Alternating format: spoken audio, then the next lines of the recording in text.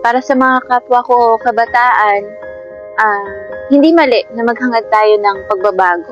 Hindi mali na maghanap tayo ng solusyon o ng paraan para makatulong sa lipunan natin.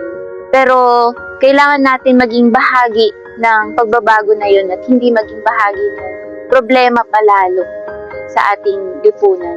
Tingnan natin yung parehas na panig na hindi lang dun sa isang bahagi na pakiramdam natin yun na yung tama.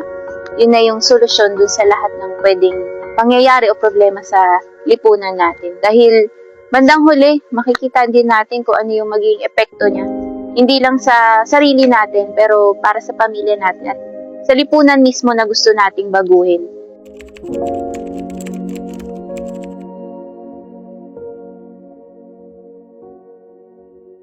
Mayroon tayong buhay at pag-asa sa labas ng kilusan.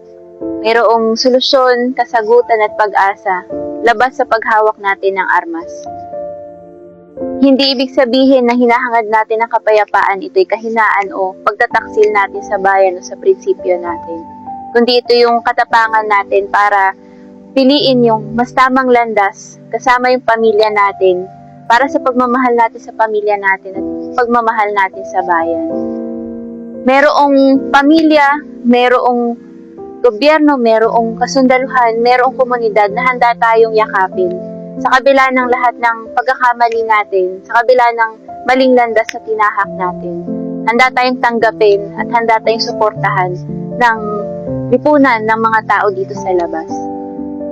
Hangarin natin na muli nating makasama yung pamilya natin. Hangarin natin na makamit natin talaga yung tunay na kapayapaan at pangmatagalan na kapayapaan dito sa ating bansa.